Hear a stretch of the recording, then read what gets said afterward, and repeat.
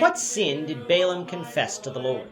This is the question that we seek to answer today as we continue our verse-by-verse study of the book of Numbers on Walking Through the Bible.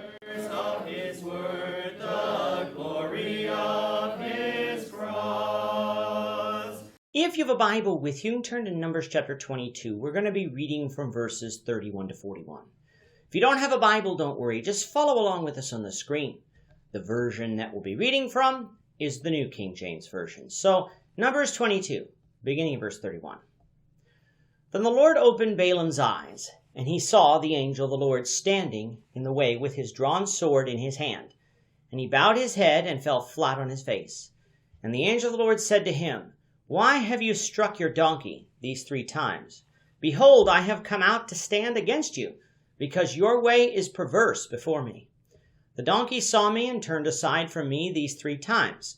If she had not turned aside from me, surely I would have also killed you by now, and let her live." And Balaam said to the angel of the Lord, "I have sinned, for I did not know you stood in the way against me. Now therefore, if it displeases you, I will turn back." Then the angel of the Lord said to Balaam, "Go with the men, but only the word that I speak to you, that you shall speak." So Balaam went with the princes of Balak. Now when Balak heard that Balaam was coming, he went out to meet him at the city of Moab, which is on the border at the Arnon, the boundary of the territory. Then Balak said to Balaam, "Did I not earnestly send to you, calling for you? Why did you not come to me? Am I not able to honor you?" And Balaam said to Balak, "Look, I have come to you. Now, have I any power at all to say anything? The word that God puts in my mouth, that I must speak."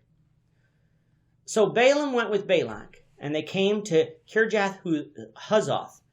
Then Balak offered oxen and sheep, and he sent some to Balaam and to the princes who were with him. So it was the next day that Balak took Balaam and brought him up to the high places of Baal, that from there he might observe the extent of the people. Balaam is on his way to see Balak, king of Moab, who wants Balaam to curse Israel so that she may be defeated in battle. The Lord gave Balaam conditional permission to go, conditional because the men of Moab were to call on him, and then and only then was he to go. However, Balaam went without such calling, because he wanted the money and the honor that Balak offered to him. The anger of the Lord was kindled against Balaam, so much so that the angel of the Lord stood in the way of Balaam while he was riding on his donkey. Now the donkey saw the angel of the Lord, and 3 times avoided him by changing course, after which all 3 times Balaam struck the donkey.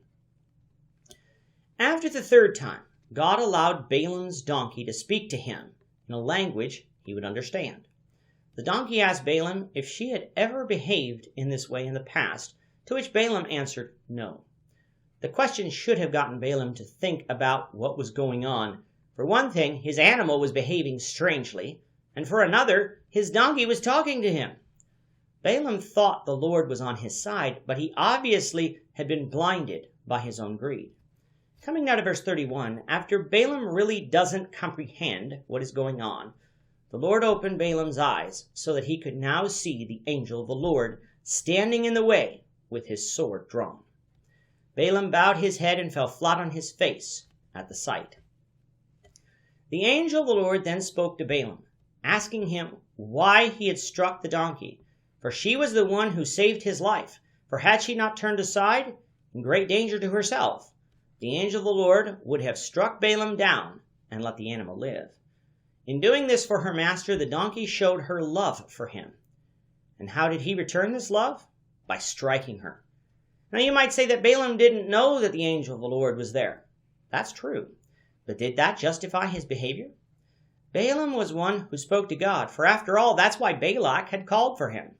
Balaam should have known that he was not doing right, but he had been blinded by sin. And so instead of stopping to consider his ways, he took out his anger on the animal that was trying to save him. Now to Balaam's credit, he saw the error of his ways and acknowledged that he had sinned in not knowing that the angel of the Lord stood in the way. How do we know that his repentance was genuine?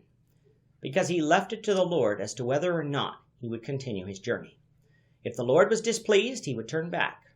But no, the Lord was going to allow him to continue to journey, so that Balaam could accomplish the Lord's purpose, which was to show the king of Moab that Israel was blessed by the true God of heaven. Balaam was told that he was only to speak what was spoken to him. It is here in verse 35 that I believe is revealed to us that the angel of the Lord is actually God himself, and not what we would call a common angel. Compare verse 20 and verse 35. Verse 20, and God came to Balaam at night and said to him, if the men come to call you, rise and go with them, but only the word which I speak to you, that you shall do. And now verse 35. Then the angel of the Lord said to Balaam, go with the men, but only the word that I speak to you, that you shall speak. Well, it is certainly true that an angel can speak the words of the Lord that are given to him. By using the exact same language in both verses, we can be fairly certain that like it was with Moses in the burning bush, and with Abraham when he was about to offer Isaac, the angel of the Lord was God himself. When Balaam arrived in a city of Moab that bordered the Arnon River, Balak came out to him and complained as to what had delayed his coming. Did he not want the honor and riches that came with the invitation? Balaam told Balak he did not have the power to say anything, but the words of God. Those words he would speak. After this, Balak went to offer sacrifices. Although the passage doesn't say, these sacrifices were presumably to God, whom he probably thought could be appeased by these sacrifices and be persuaded to tell Balaam to curse Israel. We'll see what happens next, the Lord willing, in the next lesson. With that, our time is up for today. We will be taking our 2-week winter break and will return, the Lord willing, on Monday, March 22nd, 2021. When we return, we'll take up with Numbers 23, verses 1 to 10. We hope that you'll come back and join us in that discussion when we continue our walk through the Bible, one verse at a time. Thank you for watching today's episode. We hope that you found it edifying and ask that you not only subscribe to our channel and podcast, but that you like and share this episode among your friends so that the saving gospel of Jesus Christ can go out to the whole world.